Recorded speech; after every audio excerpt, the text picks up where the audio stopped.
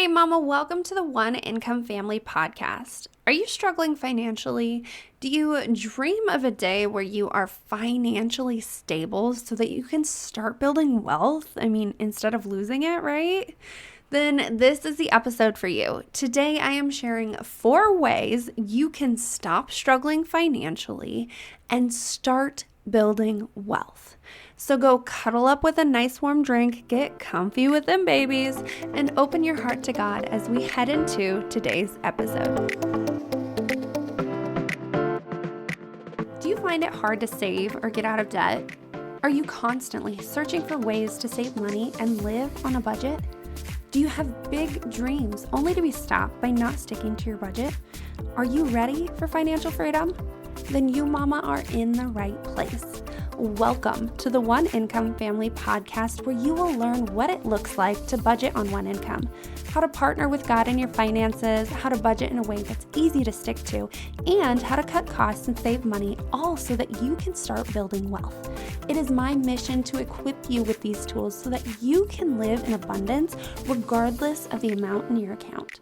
Hey, I'm Molly, a budget coach for stay-at-home moms, and I know what it's like to struggle on one income. I've lived paycheck to paycheck, relied on being frugal, and failed many budgets until I learned how to budget without tracking. This has allowed my family to pay off debt and build wealth all on one income. So, if you are ready for financial freedom, then go grab that stroller, plug in those headphones, and let's get to it.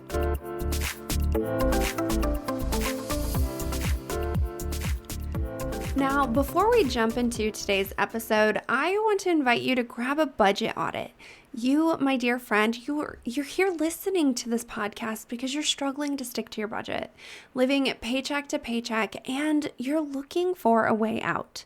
You're ready to start reaching your goals like paying off debt, saving money, and going on that vacation that you just have been dreaming of. You're eager to stop living paycheck to paycheck so that you can live comfortably on one income with no restrictions, which is why I want to invite you to grab yourself a budget audit. On a budget audit, you will find simple solutions to your budgeting problems without spending hours searching the internet or even my podcast. You'll walk away with an action plan of the steps you need to take to fix your budget and achieve your dreams. Take your first step towards financial peace today by booking a budget audit. Send an email to mollybennell@gmail.com and let me know that you are ready to end the paycheck to paycheck lifestyle that you have been living in and start just embracing that life of abundance that you so desperately crave. Again, send an email to Molly Bennell, so that's Molly, B as in boy, Ennell. Alrighty, so before I get too deep into this episode, I do want to give you a heads up that there is a storm in my background right now. So if you hear some really loud bangs, that is why. I tried to wait until, things started to die down and that it was going to, not be so loud, but yeah, it's a pretty big storm, so I think it's gonna keep going on for a while, and it's time to get this episode recorded. So just a heads up, you might hear some loud bangs in the background. But let's dive into today's episode, which is talking about 4 ways to stop struggling financially, right? We've all been in a place, and you might be there right now. I know I've been there, and there are times that we do go back there because we revert to our old habits sometimes because we are human, right? But it can be so difficult sometimes to see a way out of the struggle, to think that there's no way of getting out, when in all reality, what it is you just doing the same thing over and over and over again without realizing it, because you have been doing the same thing for such a long period that it's just a habit. It's just what you naturally revert back to because it feels safe. It feels easy. It feels like something that you can do without thinking about it. And it's just, you go to it. It's your go-to, right? But that doesn't mean that it's always a good thing for you, right? I know that when I was first starting to budget on one income, we struggled financially, right? We lived paycheck to paycheck. We were constantly just letting the money come in and spending it as we got it. There was no saving money. There was no building wealth. There was nothing that came from it that was actually like fruits of our labor. It was all just spend, spend, spend. And that's because we were stuck in this mindset, because that's what struggling financially is. Yeah, you might be where you have a low income and it is hard for you to get things paid. But for a lot of people that feel like they are struggling financially, it's decisions that you've made. It's mindset struggles that you aren't able to flip the switch on. And that is something that can be a major aspect here when it comes to trying to get out of that financial struggle. And I know that was part of our issue. Like, I just kind of happened to get into this system that helped me get out of that without realizing it. And then when I sat back and I just looked at the place that we were sitting in, I was like, oh my goodness, like this person helped me get out of that without me realizing that I was struggling mentally to see past what it was that I was doing. Now, part of it could have been like a lack of knowledge, and part of it could have been just, those habits that I'm used to doing. And it could have just been a mix of a whole bunch of things, right? But that's the thing that we have to see in order to make the shift from struggle to wealth, right? And so this is not an episode where I talk about our mindset and everything. There are going to be mindset aspects to it. But this is a more tactical episode. So I'm going to be sharing with you 4 ways that you can actually get yourself out of debt, right? Out of feeling like you're struggling financially. And the first thing, which I'm sure you all know that this is what I'm going to say, but that's to create a budget. Now, you know that I am keen on the digital cash envelope system that I share with. And if you'd like to learn more about that, I have put it in the show notes so that you can go and listen to the episode that I did on what the digital cash envelope system is. But that is what got me out of it, right? The digital cash envelope system helped me get out of struggle, out of the feeling like I was in lack, out of the feeling like I couldn't do anything, like I could only just put my head down, focus on the next thing, and just do the right thing, right? And not actually be like, ooh, now what can I do with this money? Like, when that actually came to be, like when I was like, oh my gosh, what am I going to do with this money? I was actually like stressed. I'm like, we have like $600 left over after paying bills and groceries. What do I do with that money? That was literally something that paralyzed me and took me a hot minute to get through that, right? But the digital cash envelope system is such a great tool because it helps you to be able to put boundaries in place that keep you from spending your money without feeling and seeing, because when you see things, that is what helps you to really actually be able to put 2 and 2 together, right? When you're visual, it's a lot easier rather than trying to just see it in your head. So when you can actually physically see that if you take money out of this account and you use it for whatever you want, you know that that account is then going to be hurting, and you may not be able to get the gas that you need in the future if that's the account you pulled it from. If you pulled it from the bills account, you may not be able to pay your bills, and you know the consequences right then and there with this system. And that is why I love it so much. There's so many more reasons why I love it, but particularly for what we're talking about today, that is a huge, major game changer. You don't have to track in order to see it. You can just open your eyes, open your app in your phone, look at what is in your account, and know that, yes, I could go buy this thing that I really want. That's just an impulse spend, even though I don't realize that's what it is. But by doing that, what am I taking away from? That is an actual decision that you have to make with this system, and it's going to help you stop struggling financially because you're going to be able to say, oh, well, I can't take out of there because I need my bills paid, or I need to make sure I can make it to work, or my husband can make it to work, or I need to make sure that we can feed our family. Like, that is real and true, and you know it's there, and it pulls at your emotions, and you're able to say, no, I'm not going to do that, with a strong, solid, confident voice, and be able to stick to that without going, but I really want it, but I really want it. You can really want it, and you can start making a way for you to save up for it. It's not a no forever. It's just a no for right now because you don't have it, right? And so that is what I am so great, or that's why I love this system so much.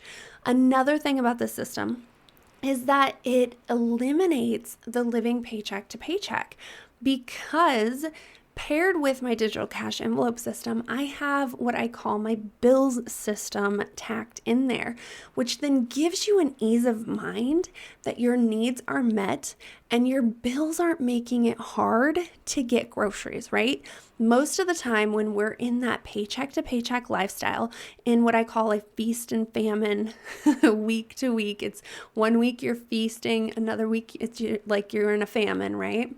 And that's because our bills are so inconsistent. They're never the same. And when it comes to the week of like your car payment coming out, or your mortgage coming out, or rent, whatever it is that you choose to do, that is where we struggle the most, because that's where our famine time comes.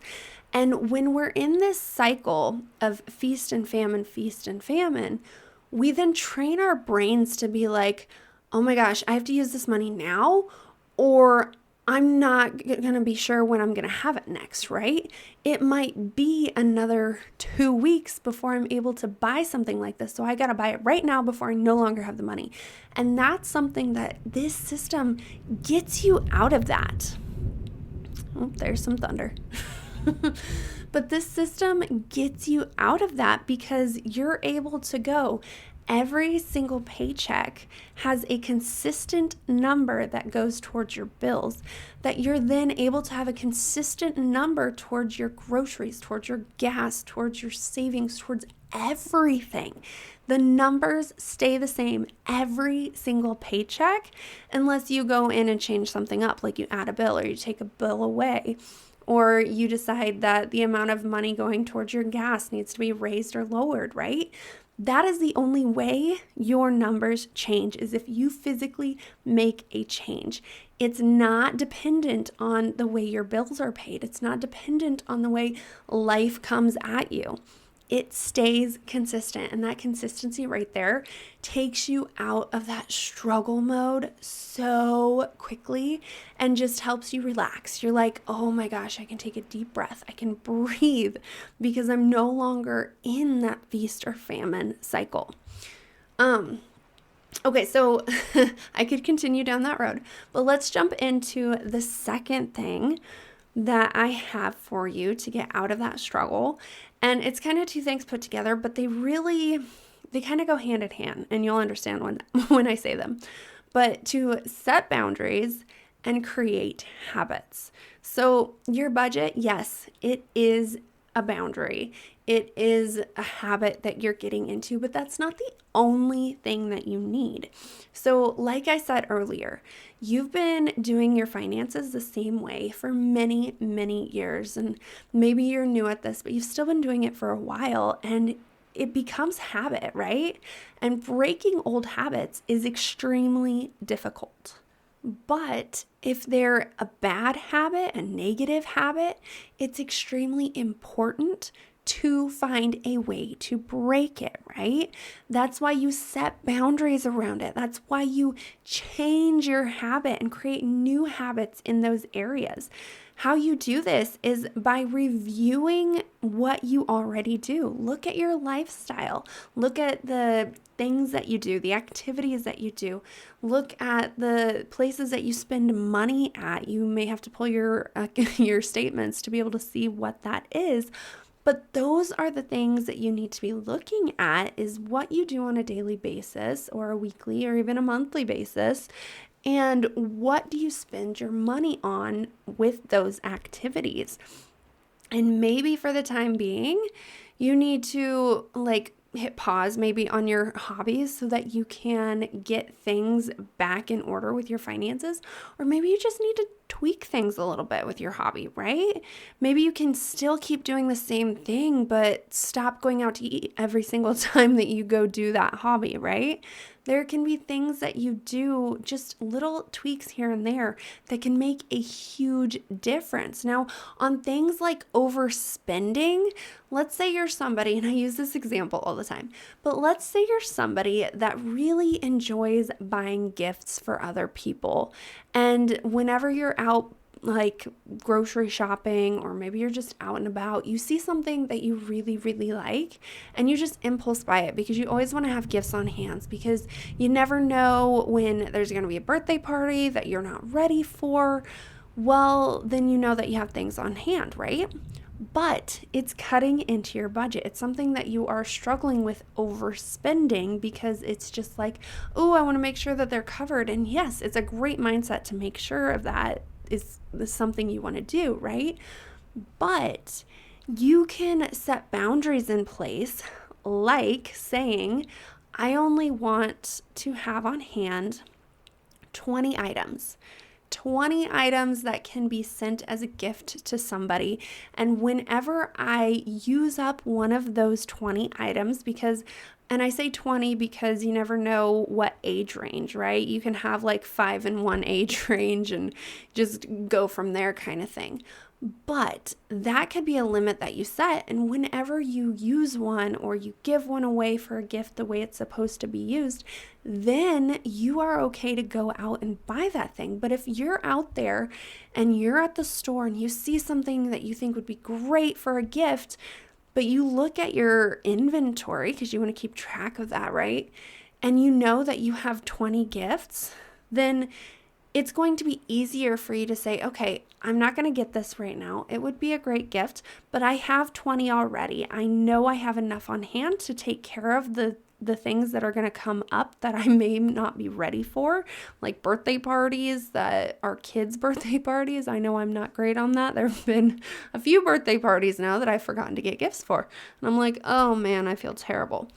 But you get what I'm saying, right? If you have a limit that you have decided on, that you are good for, then that's going to be a boundary that's going to help you keep from overspending in that area, right?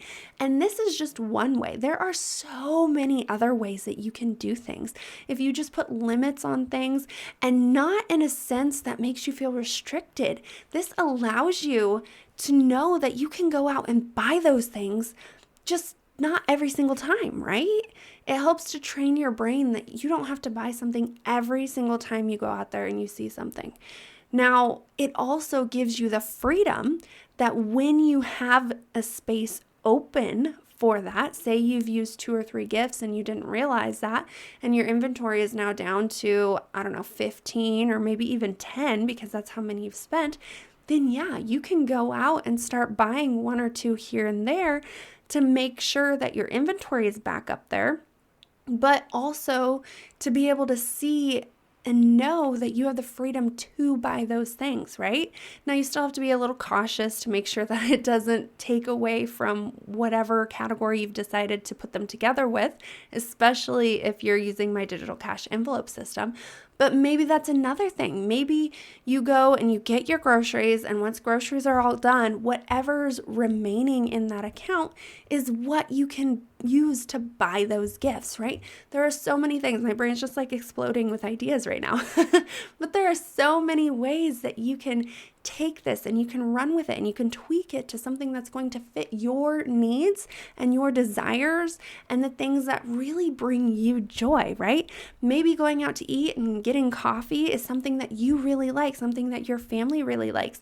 So then maybe you use that same system where you go and you get your groceries paid for and you work really hard to be as frugal as you possibly can, but make sure that you get everything that you need. And then whatever is remaining is what you can get that coffee for. But maybe you put a limit on it and say, I'm only going to get in this pay period 5 coffees if that's what you can afford, right? Or I'm only going to get 3 coffees if that's what you can afford. But it still gives you the freedom to say, ooh, it's a new pay period. This is my limit. This is where I'm at. I can go get it. I don't have to stress over whether or not I'm going to affect my finances because it's in the budget for me to do it, right? And that is the biggest way to get out of struggling financially and out of that feeling of restriction and feeling like you can't do anything with your finances is by having a budget and having boundaries and good positive habits in place that allow you to do the spending that you want to do, but also have limits on it so that you don't hurt yourself financially and you're not at a place where you're like, oh my gosh, I don't know what to do, right? All right, so the third thing that I want to talk to you about to help you get out of that struggle, right, is to find, create, and leave, this is the hard part, leave margin in your budget. So I know how easy it can be to look at the money that you have and be like, okay, so they say to make a zero-based budget. What can I do with every single penny? Make a plan for every single thing. And that is a great thing to do. But that also means to have that money planned to go into your savings account, right? There are many ways you can do that. It could be like retirement. It could be your own savings account. It could be, so many ways that can be done.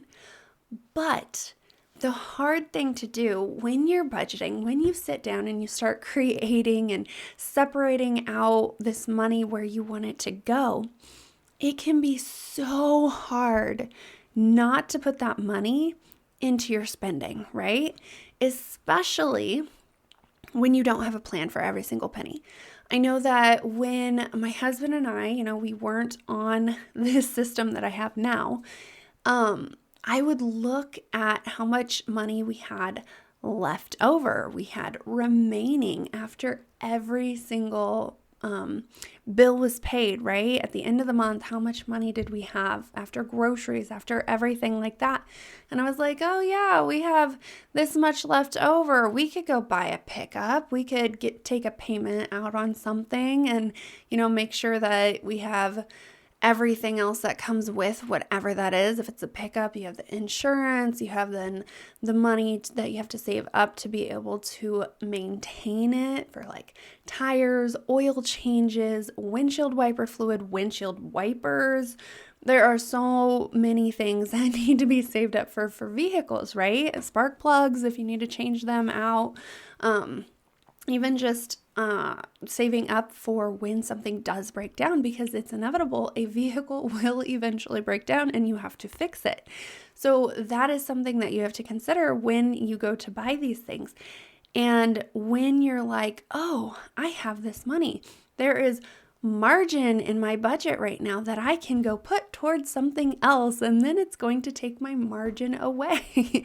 That's why I said find, create, and leave the margin, right? You want to have a percentage, and you can pick whatever percentage that is. Maybe you have a goal to get up to like 30 or 40% going towards savings, right?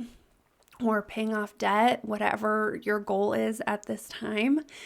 And it can be so hard to stick to that because, again, you see that margin without a plan when you don't physically see something like I've already talked about, when you don't have it written down and you don't see where everything is actually going and that money is already planned for. You then very easily can say, oh, yeah, let's go buy that table on credit, right? Because credit is such an easy way to get what we want right now instead of saving up for it. And I do not suggest ever buying something like a table or chairs or any kind of household thing. Really, anything that's under $5,000. Well, with cars it can be a little difficult, but that rough amount, 1,000 to 5,000, I don't suggest buying that thing on credit. I suggest saving up for it and then paying for it outright. Now, when it comes to vehicles, it can be a little more difficult because, the supply and demand and waiting that long can be hard. But when it comes to like furniture and appliances and stuff like that, it is so much better for you to not buy that on credit and to buy it outright because you save money on interest and all that kind of stuff. You save mind space, you save margin in your budget. You can save up for it and pay for it quicker in your savings account as you save up for it, plus get interest on top of it while it's in your savings account. And you can get it with less headache. The thing with that is you have to be okay with delayed gratification, and that is something that is so difficult. But delayed gratification is your best friend and discipline, because that's kind of what we talked about the last point. But delayed gratification is your best friend when you are struggling financially. If you want to get out of that financial struggle, put margin back in your account, find ways to save up for the thing that you actually want to buy, and stop giving into the impulse buy, right? Because a lot of the times it's not something that actually brings you joy. It's not something you actually need or want. It's just an impulse buy because it's there and you have the credit. And that's a key phrase right there. You have the credit. That doesn't mean that you have the actual finances, and that can be where things can get a little rough when it comes to struggling financially, is we rely so much on credit, and that's why people get deeper and deeper and deeper into debt, because they rely on credit for the things that they need instead of having emergency funds, instead of having margin in their budget to be able to take care of whatever life throws at them. And that is why having margin in your budget is so important for so many reasons: to live comfortably, to know that you are taken care of, to know that you don't have to worry about whatever life's going to throw at you, because you are able to save for the things that are going to come. You can save for the things that you want. You can save for the things that you need. You can save for the unexpected life events, and know that you are taken care of, and that you are not having to do it alone, right? You have found a way to give yourself the breathing room that you so desire when it comes to living any life, right? Because you don't want to be there feeling suffocated and going, oh my gosh, I can't do that because I don't have the money. I can't do that because I don't have the money. I don't have the money has become like a safe word to get out of things sometimes. But when you are struggling financially, it is a true thing, and it can be heart-wrenching because you want to do these things, but you don't feel like you can because you don't have the systems in place. You don't have the boundaries. You don't have the habits. You don't have the budget to allow yourself to do the things you want to do, I should say. You have the finances, you have the income that will allow you to do the things that you want. You just don't have it set up in a way that allows you to be able to do the things that you want. Instead, it's telling you what to do rather than you telling it what to do. And we want to switch that all around. That's what these 3 things that I've told you about is going to do. It's going to be able to allow you to be the one in the driver's seat instead of your money. So then the 4th thing that I want to talk about is, which, I mean, it's probably something that you're like, okay, I thought this was going to come and I don't know where it's at, but I think it's the most important thing. And that when you are struggling financially and you're trying to get out of it, I want you to lean on God, because when you are weak, He is strong. Just like Paul said, he was excited to be weak because then he knew that's when God was going to shine through for all to see, because his strength was going to be on top instead of Paul's own strength, right? And that is the same way with you and I. When you are weak, he is strong and he is going to take care of you. You may have to live in delayed gratification, because no, he's not going to give you the impulse buys that you really badly want, right? But he is going to give you the things that you need. You will be fed. You will be watered. Okay, now I'm talking about ourselves like we're animals. But you will have the nutritional food that you need.